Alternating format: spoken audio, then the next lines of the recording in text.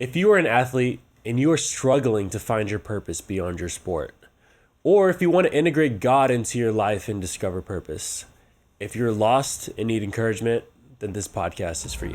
Been chosen. Watch me put it in motion. Got strong emotions. Manifest what I've spoken. I'm your host, Datu, and welcome to another episode of Beyond the Painted Lines. Today I have another special guest. Go ahead and introduce yourself, bro. Hi everyone. Thanks for having me. First of all, bro. My name's Joaquin Anareta, and I'm actually good friends with Keith. How did we meet? Why are we friends? Actually, it's a really cool story. So Keith and I met through our church, Victory. We have the same Bible group, and basically we just built our friendship off of that. So the foundation is really solid. We really get along well. I've known Joaquin now for 2-3 months. I think we met in about May. May? Okay, yeah, so it's August now. Him and I and a few other guys in our Bible study group have gotten pretty close, and we hang out often. We often go to his house to play Monopoly or extend our Bible study sessions, play with his cats. But today I decided to have him on this episode for this topic, why your circle matters. And I'm thrilled to have him on because I consider Joaquin part of my inner circle, especially here in the Philippines. He's definitely someone I can truly rely on. Joaquin is my twin, my long-lost twin. So it's kind of crazy how we discovered each other to be so similar, given that, Keith originally came from the States and he grew up in a completely different culture, but the similarities were glaring, like with our personalities, our interests. And I mean, pretty much the moment we met, we just hit it off from there and really clicked. So I am kind of winging it today. I don't have that many notes down. I kind of wanted this to be a little more organic. My guy brought his laptop out. Yeah. He wrote some notes down for us today, so I'm also very excited to share. So let's start this off. Why your circle matters. The people you surround yourself with and keeping them close to you in your life. What are the pros, and would you say are there any cons of having a circle? Well, it depends if they're a negative influence. We'll get to that later. I've actually put out like 3 subtopics I want to really talk about with Keith, and I'm sure whatever it is I'm going to talk about is something he agrees with or something he sees himself as well. Haven't even seen his notes, so I'm excited to see what he's got for me today as well. So I did write down a few pros of having a solid, stable, healthy circle, those people closest to you. And I feel like some of these might overlap with what you have. Should we just go down one by one here and talk about each one? Go ahead. And let's see if they coincide. All right, the first pro I have written down of having a great group of guys, or the first pro I have written down of having a great circle of friends or family, whoever's in your circle around you, is the influence they have on you with what you do every day, right? So the influence on your habits, your daily habits. Being around Joaquin often, I find myself trying to do well in all that I do, setting a good example. I mean, we're church friends after all. That's how we know each other. Mm-hmm. So when I'm around him, I should do this all the time, but naturally, I'm always thinking about how do I want my church friends to see me, right? And it's hard to do that, especially for myself, right? I'm around athletes all the time, and not all of them are godly. Not all of them are Christ followers, especially like in the basketball culture, right? Very true. It's sometimes hard to do the right thing, right? So I should act the same way in front of Joaquin as I do in front of other people as well. But, having these people close to me, having people like Joaquin close to me, it reminds me that I need to set a Christ-like example every day, I guess. I think what's key there is for church friends like us. Well, actually, I no longer just consider Keith and our other friends, Kenneth, Moses, Ethan, just our church friends. Like we've grown to be brothers, really.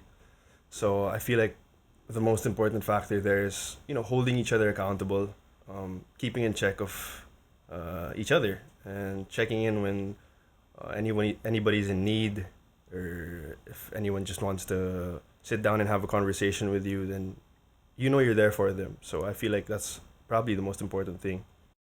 Do you have any other thoughts on how your circle influences who you are? Well, whether you like it or not, the people, the friends you have, really influence your behavior, your habits, even your interests, and our personalities, our attitudes are shaped by those people and the cultures we're a part of.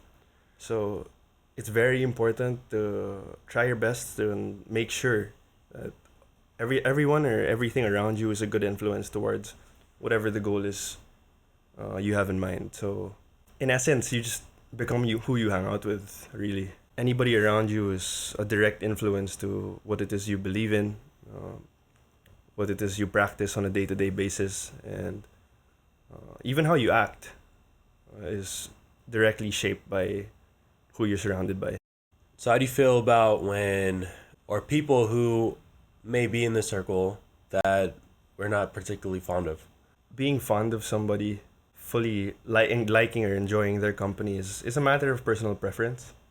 So, of course, even if you guys believe in the same thing, enjoy the same things, if your personalities aren't a match and you don't just really click like that, then it's not really something you can force.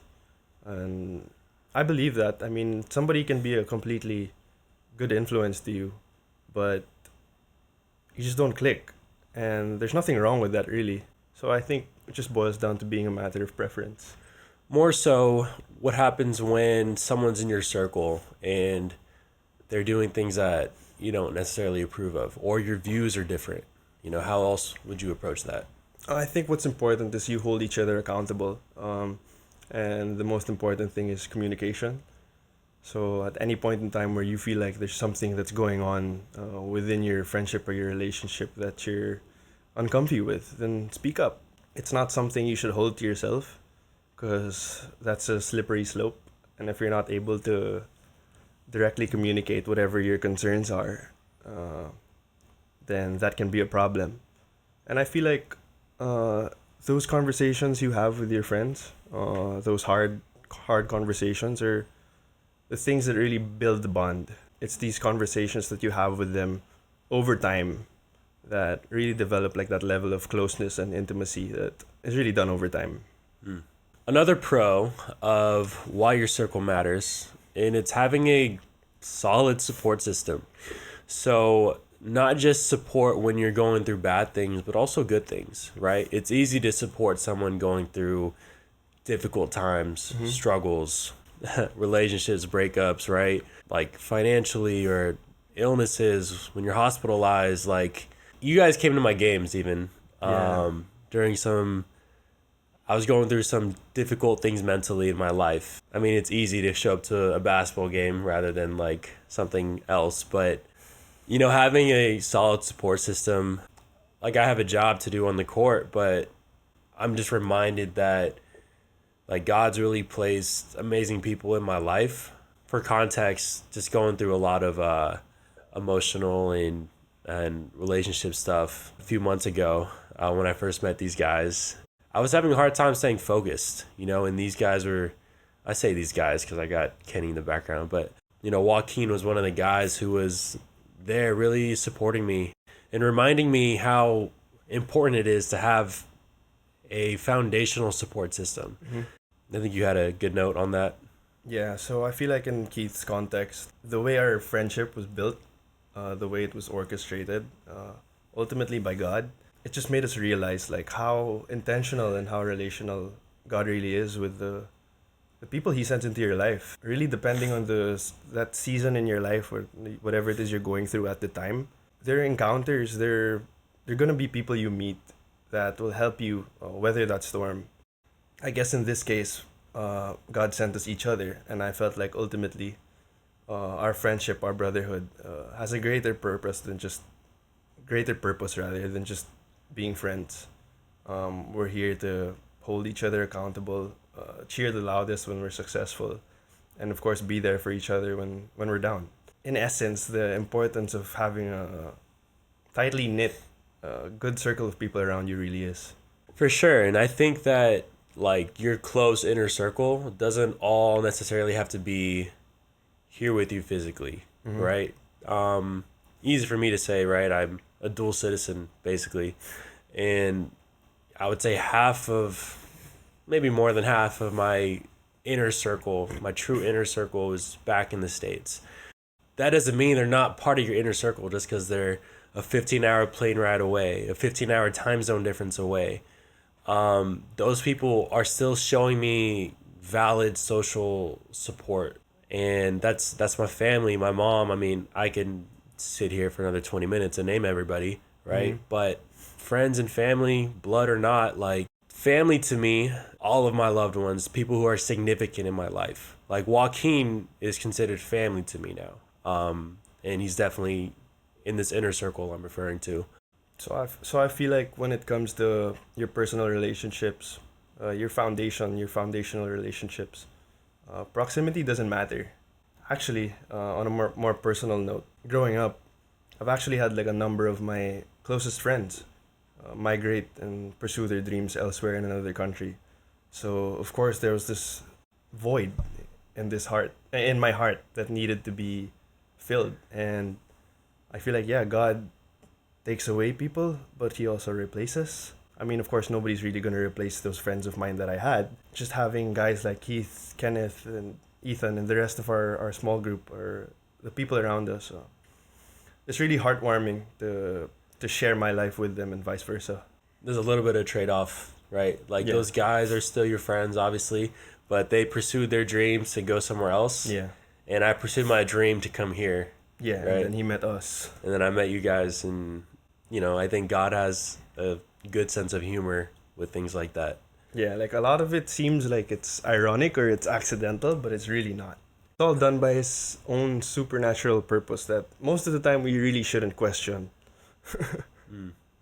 I saw this TikTok.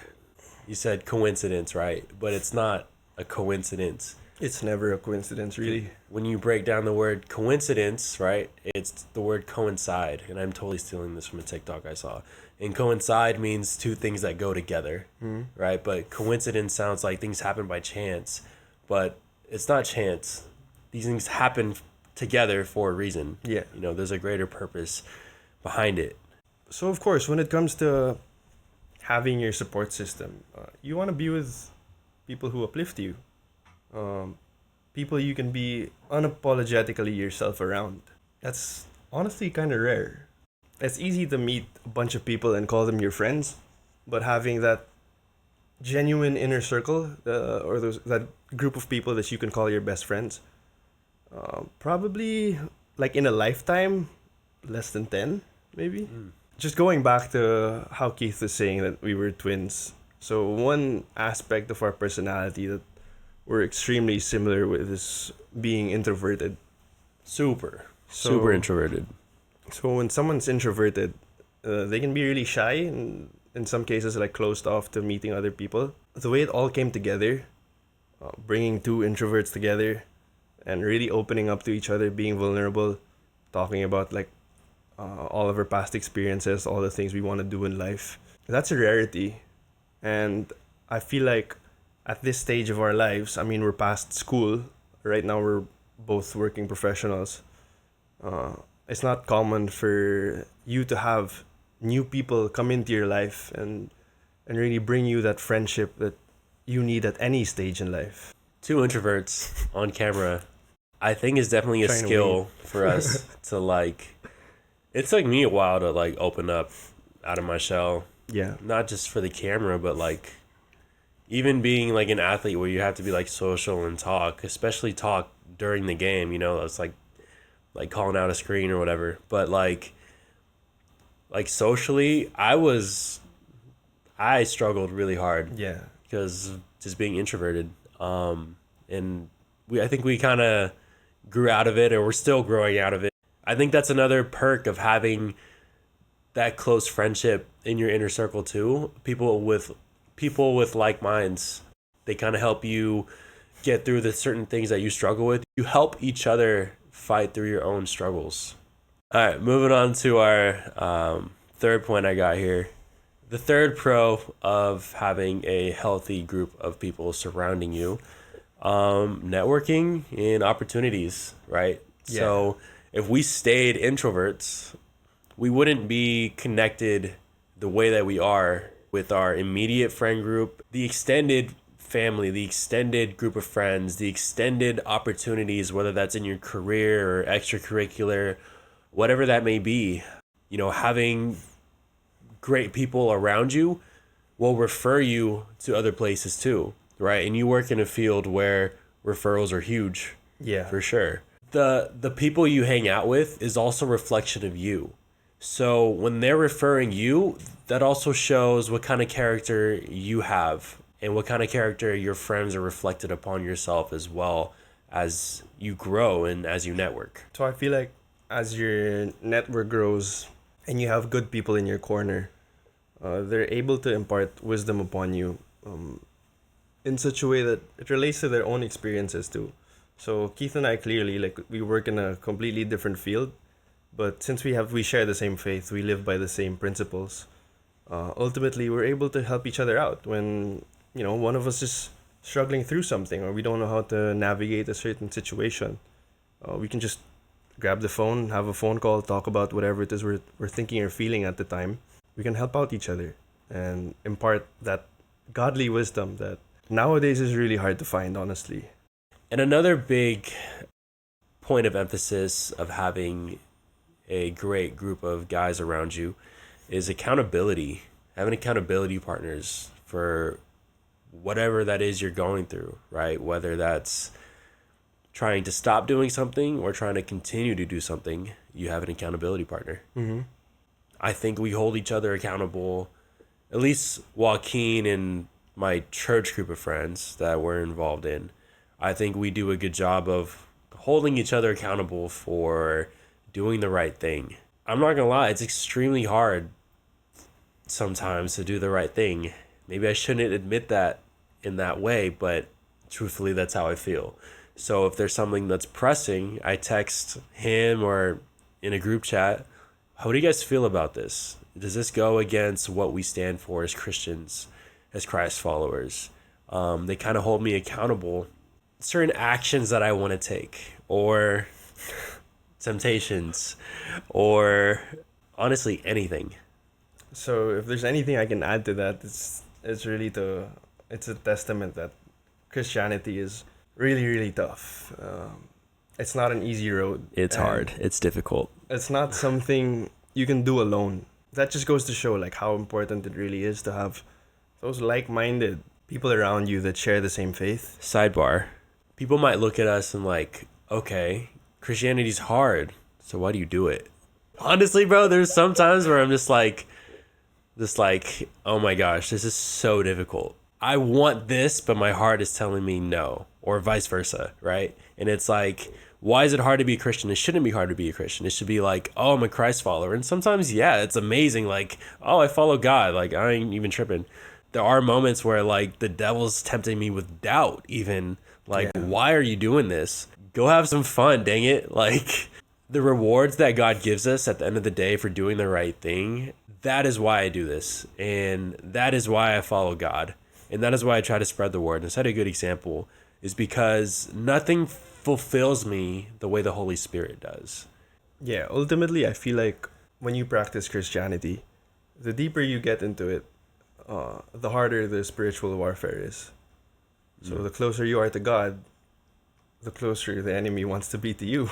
Oof. And we get attacked with temptation, and God allows temptation. And that's how we strengthen our faith. That's how we build steadfastness and courage and the ability to really fight off that temptation. Like I said, that's really not something that can be done alone.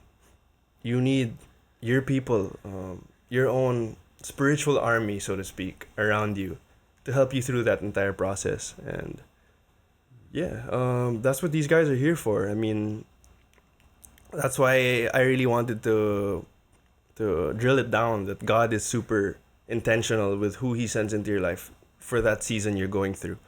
So right now, as devoted Christians, He's equipped us with the right people in our lives to be able to achieve that.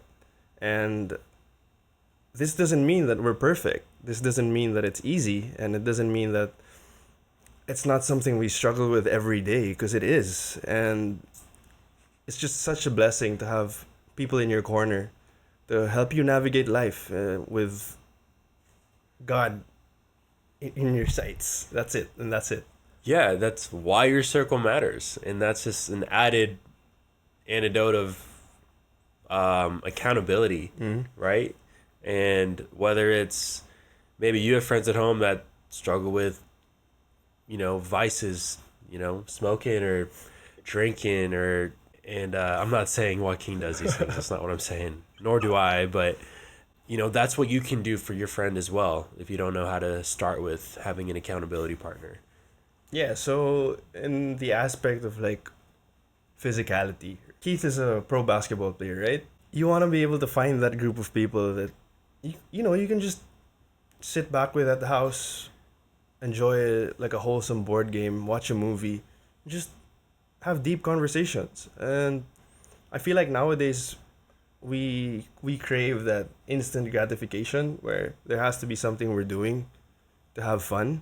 But really, it's like when you're with your people, you can just sit back at the couch, have a conversation, and be at peace. And ultimately, I feel like that's what I love about having such close friends. The best memories aren't always made with the things that you do together, but a lot of them are just solely on the deep connection that you've made over time. Yeah, it's hard when I'll speak for myself, when I've made great memories in the past, doing things that perhaps are displeasing to God, even though I'm with friends or whatever. But we had a Bible study session get canceled a few weeks ago. Me, you, Kenny, Ethan, 4 of us, we sat down and played Monopoly, right? Yeah. Like, This is the most wholesome thing the ever. most wholesome thing ever to do on a Thursday night. And not a drop of alcohol was drank. No alcohol. Just have to put that out just- there. And still just had, honestly, just a great time. We still pray together. We still worship God doing those things too. And that just shows what having the right people around you can do for you. I'm going to backtrack because I just thought of something along the lines of having a support system. Because we were just talking about how we're having fun without, digging into our vices or sinful things, right? I'm not saying alcohol is sinful. I'm just saying too much alcohol Can be. can be sinful. be. But I was just thinking about when we had fun, literally just going to LTO, which is, for all my American people, that's the DMV here in the Philippines. The Land Transportation Office, which is honestly a nightmare. It's a nightmare. And I'm a foreigner. Well, I'm a local, but originally a foreigner. And I don't speak the language. I don't know the system. I don't know how to get through the lines and talk to people what I need to do. I need to get my driver's license, basically. Joaquin on his day off and another friend. Your day off. It's also my day off. One of the only times we have the same day off. He's like, hey, I'll come help you and I'll come translate for you. Pretty much. He drove and I paid for his gas and, I took him out to eat and stuff. But what a blessing to have a friend help me spend his day off to take me to LTO, the DMV, and Just run an errand. run the most obnoxious errand you can probably think of. You guys know how long it takes to sit down and fill out the paperwork, get your driver's license, do all that the right way. So when we got that done, it honestly just felt like such an accomplishment, because I couldn't imagine Keith going through the whole process alone, honestly. And while we were there, it was a constant reminder of why we had to help him in the first place. Of course, we willingly did it. At the end of the day, it was a boring, hassle, stressful errand, but just being together, it became really fun and really fulfilling. And I feel like that's what friendship is all about. You can do the most mundane things and still have a great time. Yeah, and I think that's like a testament of how true our friendship is. You know, it's like having a support system, but it's like it wasn't like, oh, I have to go because he's my friend. It was like, yeah, I'll go. It's boring, but like as boring as it is to sit down in a LTO office, like we actually had a fun day. I don't know why, but it was like it's hilarious how fun it was that we were just hanging out, Just driving around, driving around Manila. talking to a bunch of people. And All right, so the first four that I wrote down, pros of having a solid, stable, healthy inner circle. First one was the influence on your habits. The second was having a support system. The third, networking and opportunities. The fourth was accountability. And the fifth one I have written down is your mindset and your attitude. I can throw in like your character, who you are, who you become. You know, what you think is what you say, what you say, what you do is what you become. I think your friends are a direct influence on exactly what you think. ultimately, we're shaped by our friendships, our relationships, even. I think all of us here, we've had relationships in the past that didn't work out. So sometimes you can question, like, why those relationships don't work out. And then you realize that you can look back and say that this relationship, although it didn't end well or it didn't end the way I wanted it to, can really contribute to your growth as a person. I'm pretty sure that at one point in the both of our lives, we were probably toxic. Or we were probably a bad influence. And that's something you can look back at from how much we've grown, how much we've matured as men. That's the one thing we don't want to be. At the end of the day, we're all a work in progress. We're not chasing perfection here, but we're chasing improvement every day with all of our encounters and all of our relationships. That's a bar. It's not necessarily just romantic relationships, it can be your friendships.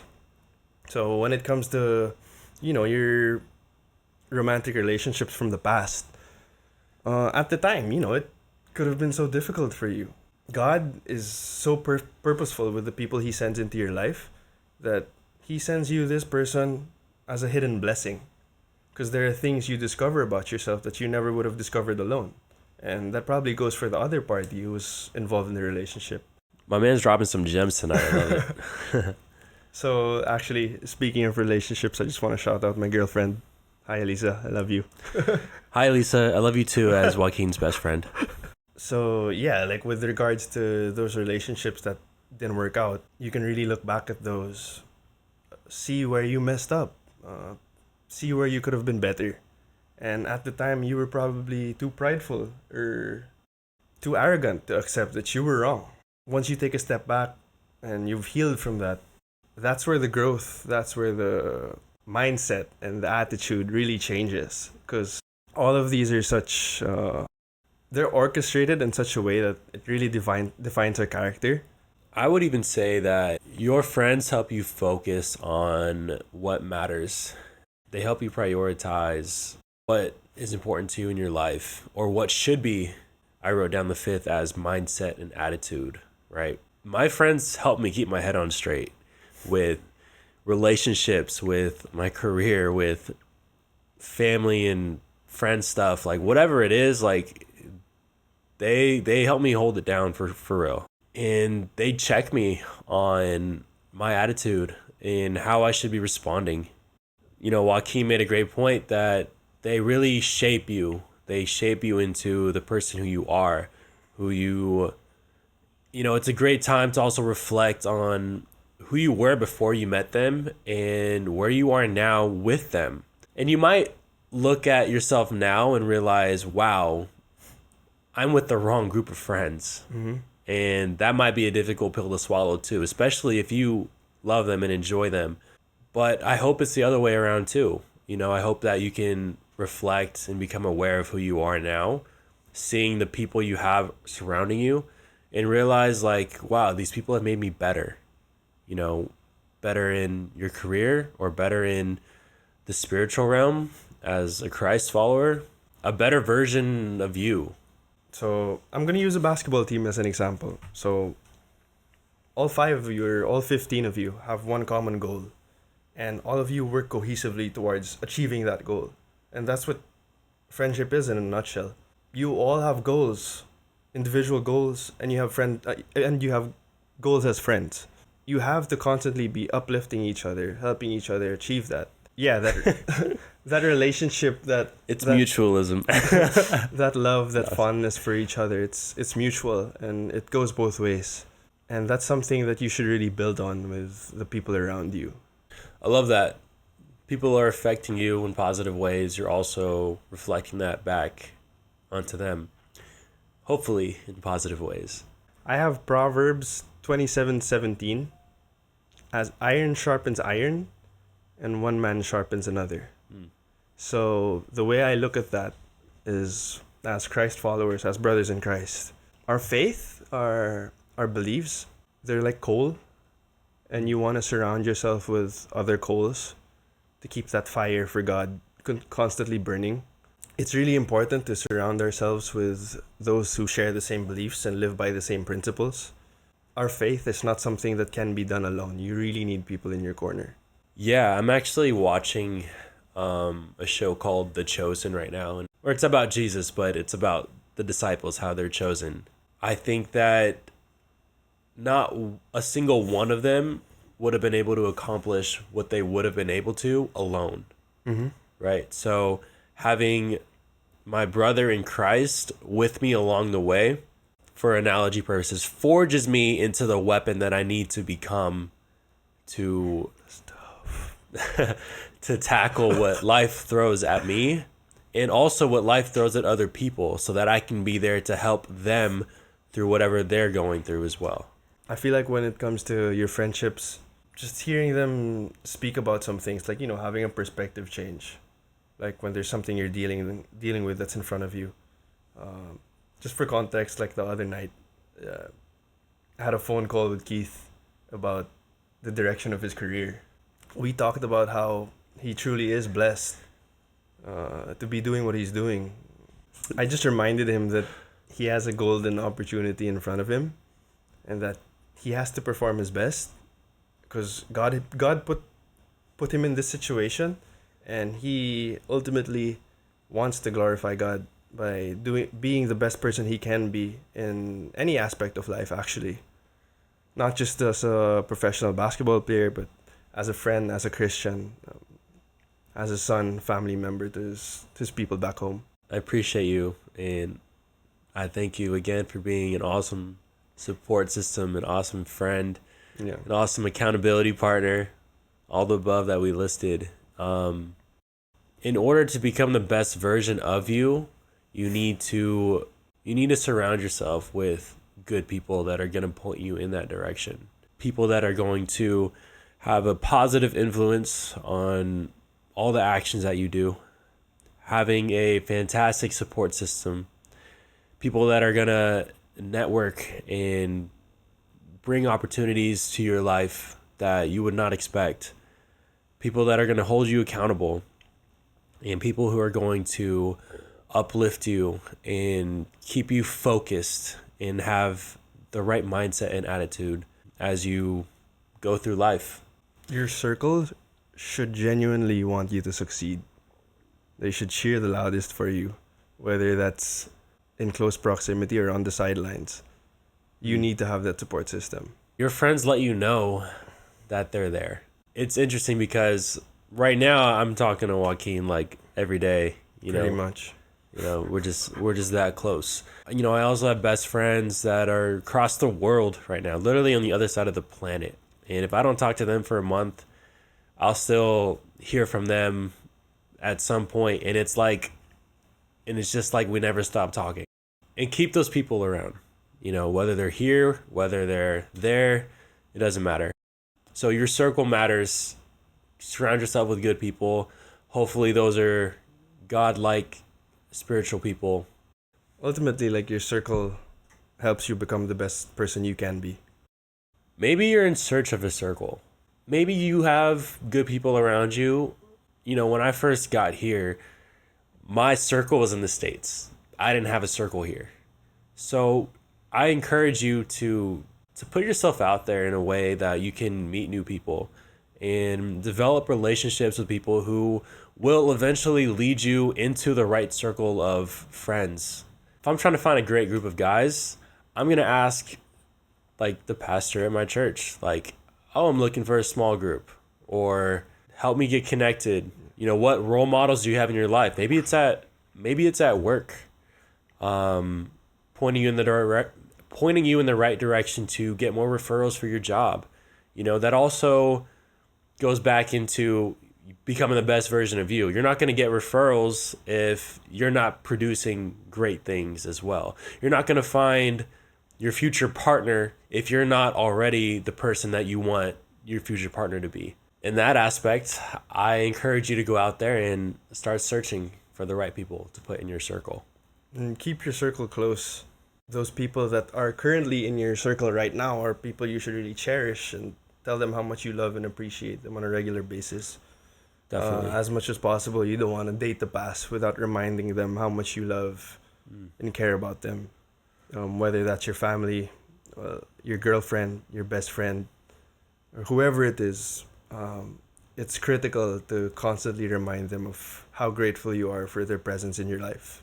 That's good stuff. That's great stuff. Thank you so much for joining me on my show. Thank you for having me, brother. Honestly, it's an honor. Yeah, man, I'm so happy we made this happen. This is episode 16, Why Your Circle Matters, of Beyond the Painted Lines. I'm your host, Keith Datu, and my favorite guest here, Joaquin. You guys can find me on Instagram. It's at _ Waxtagram. So that's JOAQSTAGRAM. Waxtagram. and I'll put it on the screen here. So until next time, deuces. Hi, Mom. Hi, Dad. Love you. Been chosen. Watch me put it in motion.